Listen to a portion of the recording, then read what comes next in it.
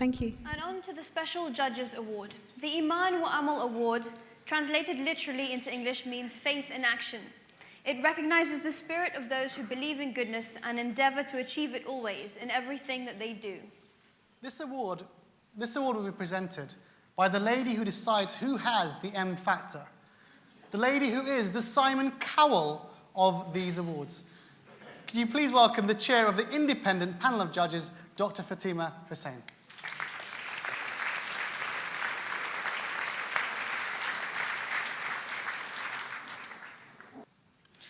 Bismillah ar-Rahman ar-Rahim. Assalamu alaikum and good evening, ladies and gentlemen. It's really been a pleasure for us to witness what we've seen tonight, and I can remember waiting for that myself a year ago.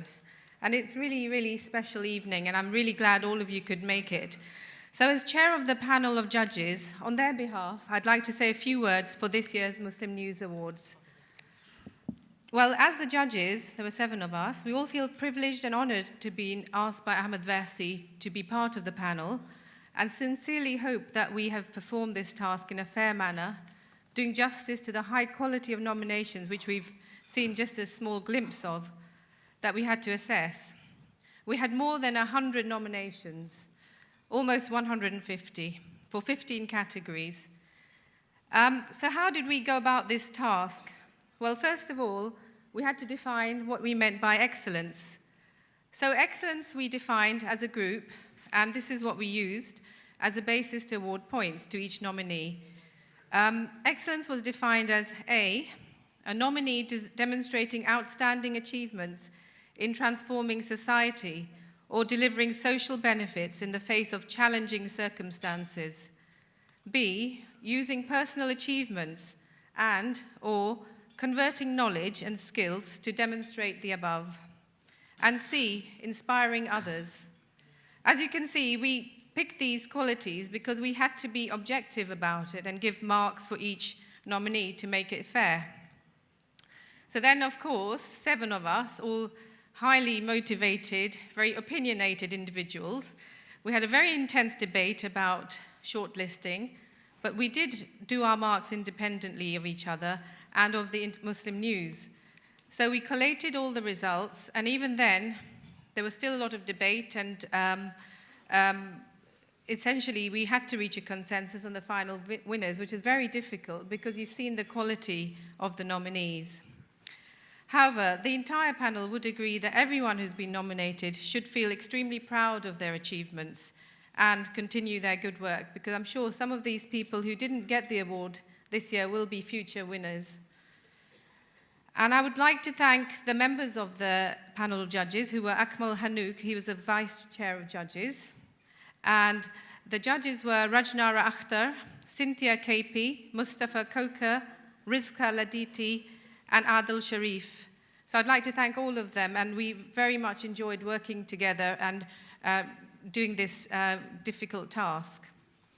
Now, finally, I would like to award the Iman wa Amal Special Award. Just for clarity, Iman means faith in Arabic, and Amal means action. This category draws its inspiration from the Islamic imperative to seek positive and meaningful change by overcoming adversity through faith, and encapsulates the spirit of the Muslim News Award. That's why it's a special award that we, as the judges, reached a unanimous decision about. So the winner of the Iman wa Amal Special Award is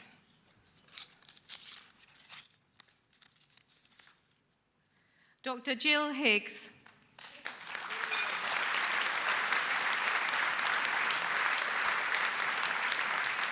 Dr. Jill Hicks is founder of Making a Difference for Peace, which exists to communicate the importance of our individual responsibility in creating a world in which extreme conflict is ended. Jill Hicks established the organization after losing both her legs from the knee down after the horrific bombings that took place in London in 2005. In 2008, Jill Hicks and her team of volunteers set about walking from Leeds to London via Luton, covering all areas that had significance to the suicide bombings of July 2005. Hundreds of people from all faiths joined them en route, coming out to show that what sets to divide us can only do that if we allow it to.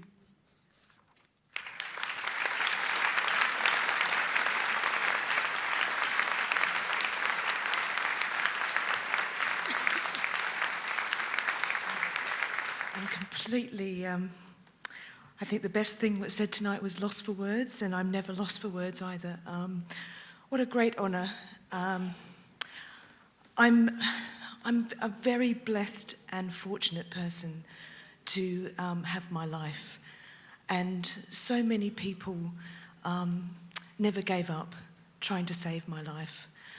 And the best way I've found to honour the gift of life is to do all I could, and indeed all I can, and to commit and to be dedicated to building peace with all people, not just Muslim, non-Muslim, all people.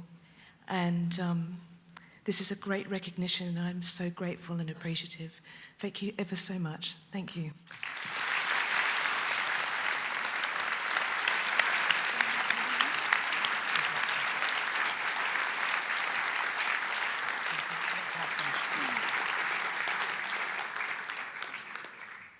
Good evening and many congratulations once again on your awards. Thank you so much. I'm still in a bit of a state of shock, actually, so, yeah. And what did you make of tonight's event?